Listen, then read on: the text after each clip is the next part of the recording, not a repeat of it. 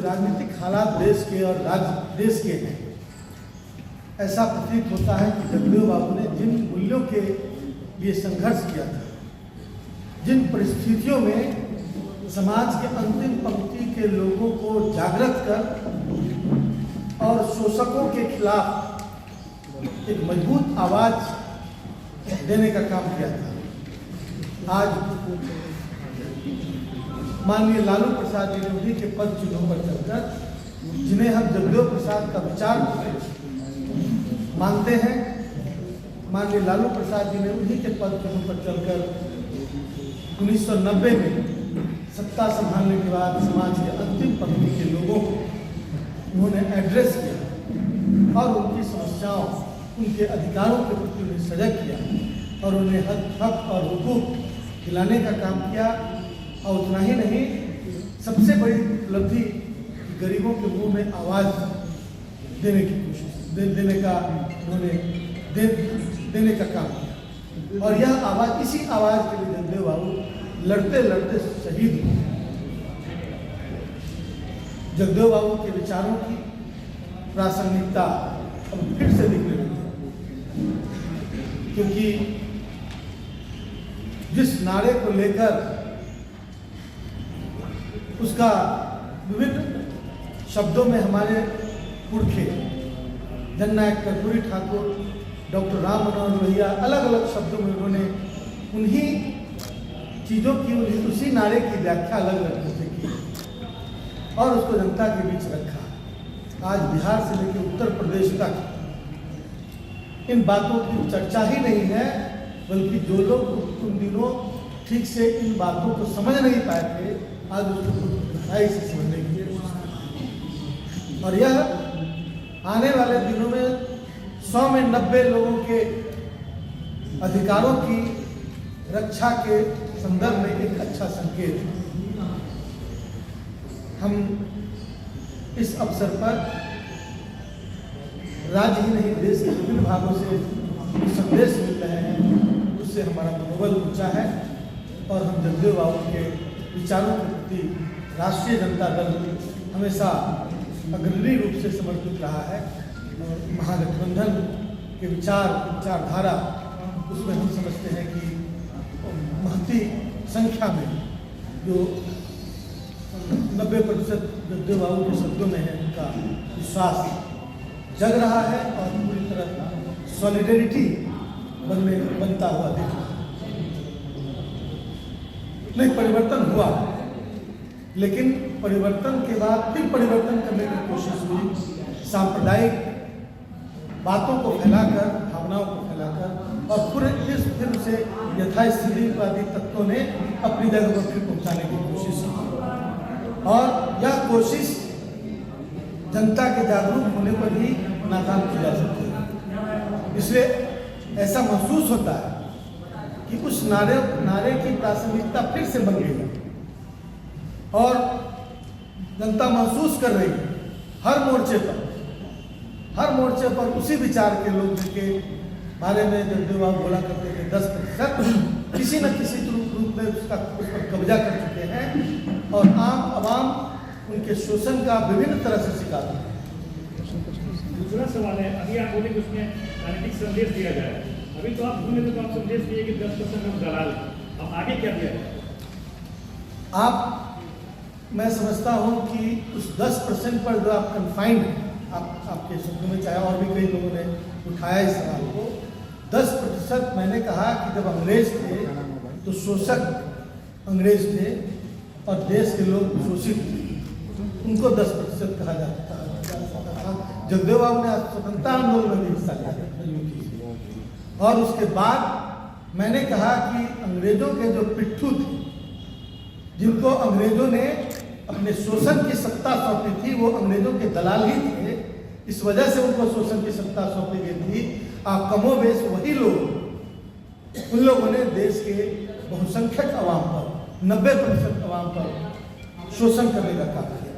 तो इन बातों को भूला तब जाता है जब परिवर्तन हो जाता है। परिवर्तन हुए, माननीय लालू प्रसाद जी से लेकर अभी तक परिवर्तन हुए, लेकिन धीरे धीरे तरीके बदल दिए गए शोषण के, और किसी के कंधे पर रखकर बंदूक चलाया जा रहा है, किसी की कोई कठपुतली नचा रहा। बागडोर नागपुर के लोग उसका बागडोर उसका पीछे से पुतला नचा रहे हैं। तो ये सारी बातें सामने आ रही हैं और यह अवाम के 90% अवाम के विरुद्ध है। मतलब दलाल देश के बड़े हिस्से में देश की बड़ी संपत्ति लुटाई जा रही है, बेची जा रही है, और उसका नाम जो है पर विभिन्न तरह से उसके डिप्लोमेसी का चादर चढ़ाकर और उसे छिपाने की कोशिश हो रही है। मैं समझता हूँ कि यह दिखाने की कोशिश जनता को हो रही है जो दिखाना चाहते हैं, जो हकीकत है वो नहीं दिखाया जा रहा। ये तमाम सिस्टम पर जो कब्जा करने की कोशिश हो रही है, यही तो शोषण है और यही गुलामी है। इसी गुलामी के खिलाफ ये जिहाद है। तो दलाल आरएसएस है। आप क्यों कन्फाइंड हो रहे हैं? मैंने तो कहा कि बदलते रहते हैं। मैंने कहा कि बदलते रहते हैं।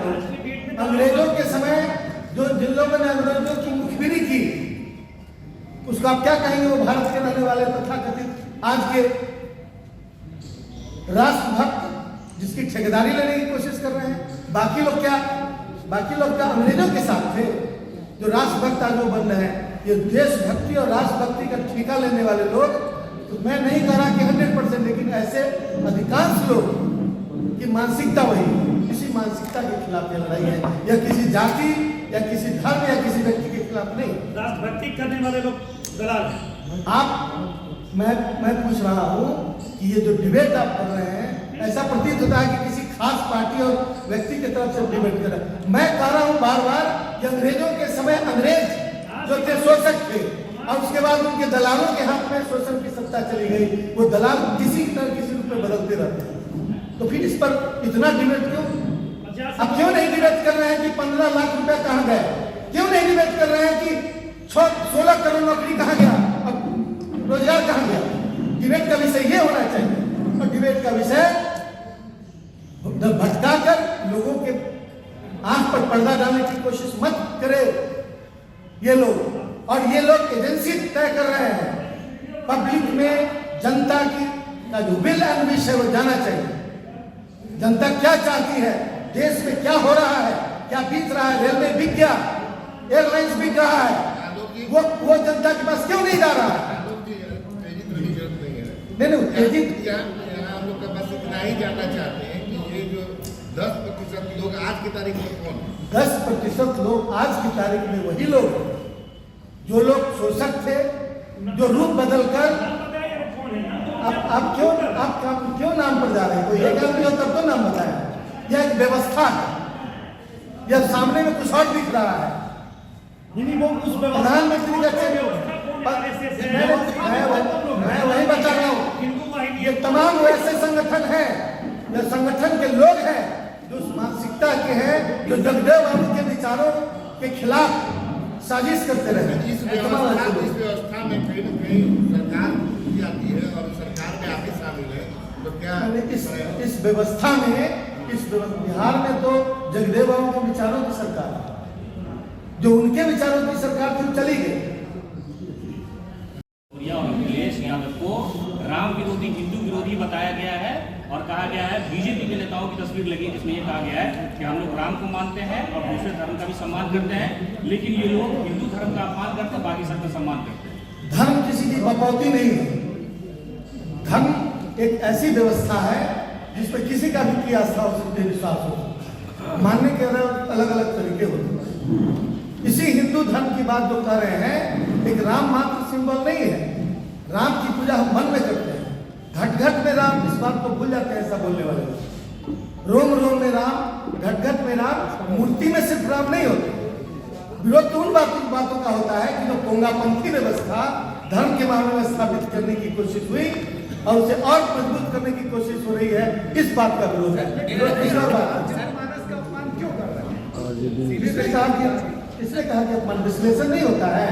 डेमोक्रेसी की सबसे मजबूत पहल जो है वो डिस्कशन है, और अभिव्यक्ति की स्वतंत्रता पर आप कुछ नहीं लगा सकते। कोई गोडसे को वो माला पहना रहा है तो हम उसको क्या कर रहे हैं? हम आलोचना कर रहे हैं। लेकिन सच बात यह है ये वैसे भी विचारधारा के लोग हैं जो डेमोक्रेसी में उनको अधिकार है अपने व्यक्ति करने का। सर उदय चौधरी बोले हैं कि लंगड़ी सरकार है सर। ये नहीं है, नहीं उन्होंने बयान दिया। अब अच्छा वीडियो है,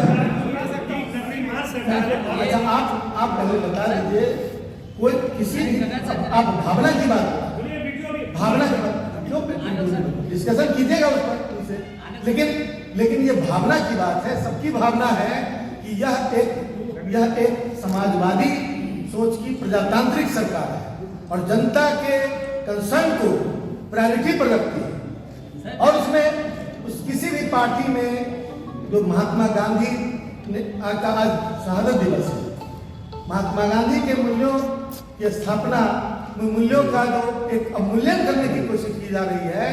महात्मा गांधी का चश्मा लेकर स्वच्छता अभियान चला रहे हैं और दूसरी तरफ गोडसे को माला पहना रहे हैं। ये सब बातें जनता को अलग अलग मतलब सीन दिखा के या बाइस्कोप दिखा के भ्रमित करने की साजिश है, इसको नाकाम कर दिया जाए।